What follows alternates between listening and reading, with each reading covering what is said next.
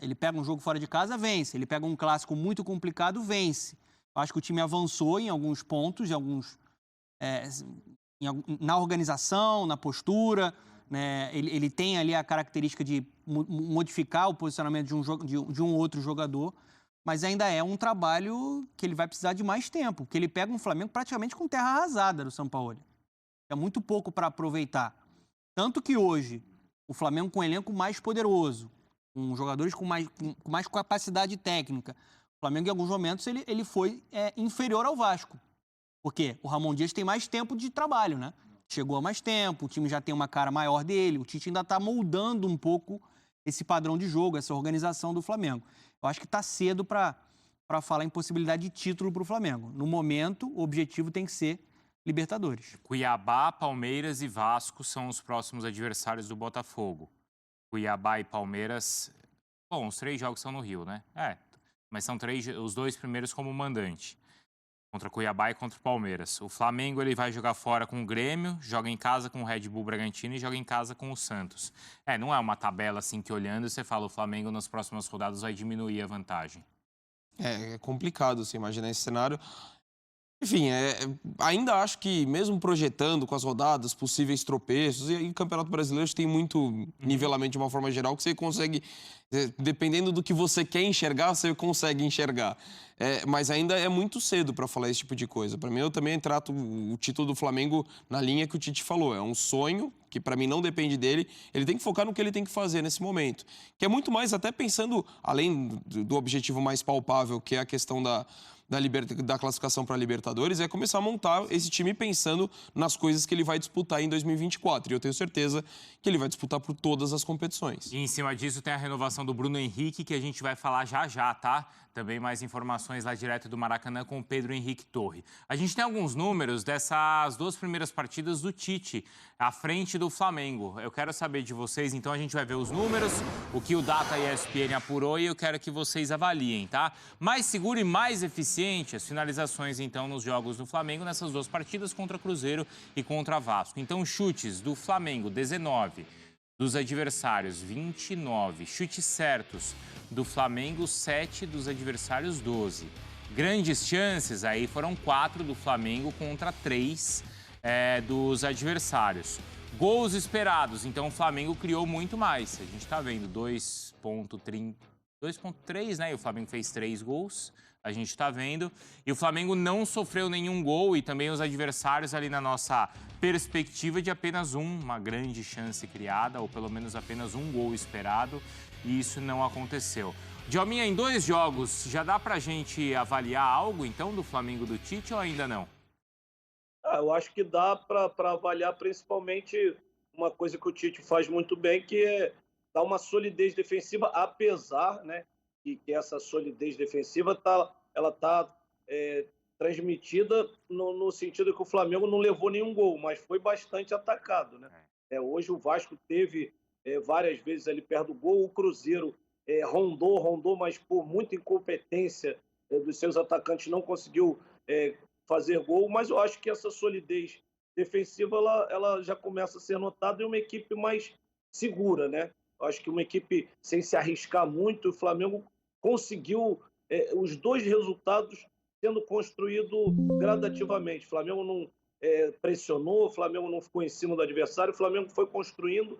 Eu acho que isso que modificou. É uma equipe aparentemente mais consistente defensivamente, mas que continuo falando. Na parte ofensiva, ela tem que crescer muito em termos de criação, em termos de oportunidade de gol, porque mesmo o Flamengo conseguindo 2 vitórias, ele criou muito pouco e os adversários tiveram mais oportunidades do que ele. A gente viu ali nos números, né, de finalizações principalmente. Vocês sentiram essa segurança toda no jogo de hoje? O Flamengo passa essa segurança defensiva? Eu acho que passa um avanço. O time está mais compactado, o time está melhor posicionado, está um pouco mais organizado e dá para destacar as atuações da dupla de zaga, principalmente. Dona, vou te interromper porque o Tite começa a falar, a gente ouve então o técnico do Flamengo e, claro, depois a gente comenta com calma. Vamos lá. Tite, boa noite aqui, Caio Mota, Globo Esporte.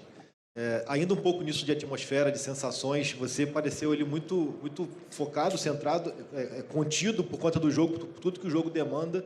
Eu queria te perguntar, quando você deitar hoje, qual imagem, qual coisa sensorial, qual sensação que você vai guardar fora do futebol, mas de ter vivido uma estreia pelo Flamengo no Maracanã. E também aproveitar o Fábio aqui, já que ele está aí, queria que o Fábio falasse um pouco sobre um tema que gera muita curiosidade, que é o Rodrigo Caio. Que tipo de avaliação você já fez sobre o Rodrigo, depois que você chegou? O que esperar do Rodrigo? Fala da parte física dele.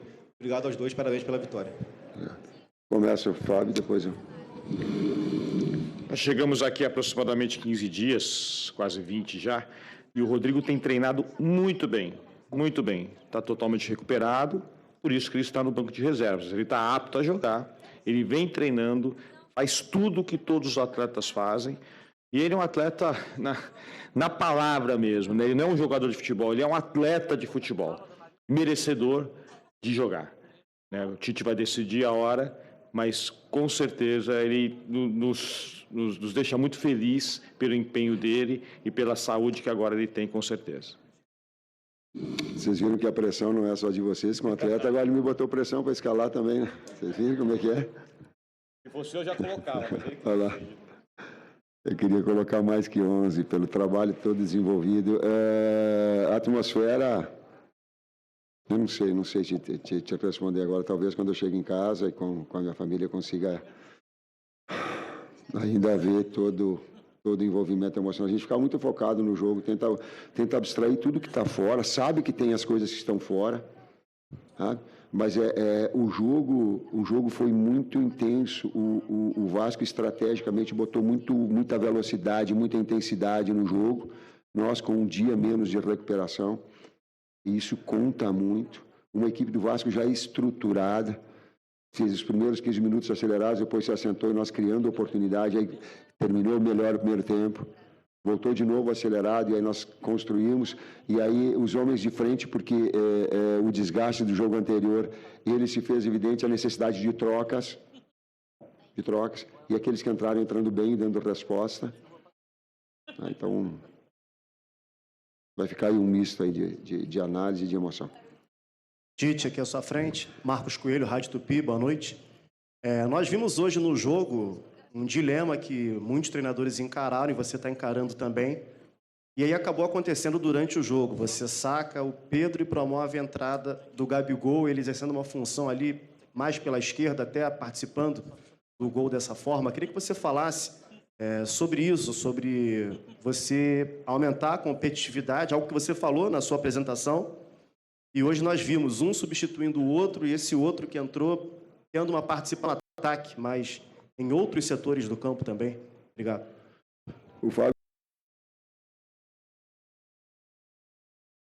Fábio fala um pouquinho daquilo que se caracterizou do jogo de lá dos homens de frente. Eles podem te dar e depois eu vou associar a resposta dela.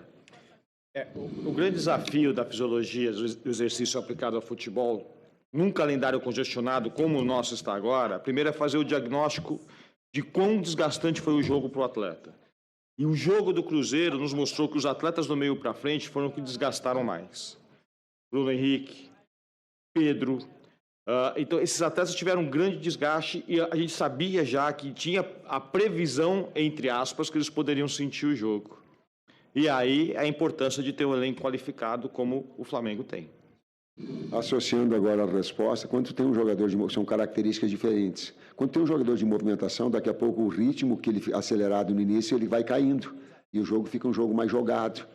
E ele também proporcionou ao Gabriel essas movimentações dele, atacar espaço, como nós treinamos, e fazer essa jogada, porque entra flecha, mas entra com a cabeça boa também. Porque se o atleta não estiver bem preparado, ter peças de reposição imobilizada e treinada para executar a função, que foi o caso do Gabi. Uma necessidade do jogo, daqui a pouco ela se mostra. Perdeu bola aérea, mas ganhou movimentação. Ganhou jogada de aproximação.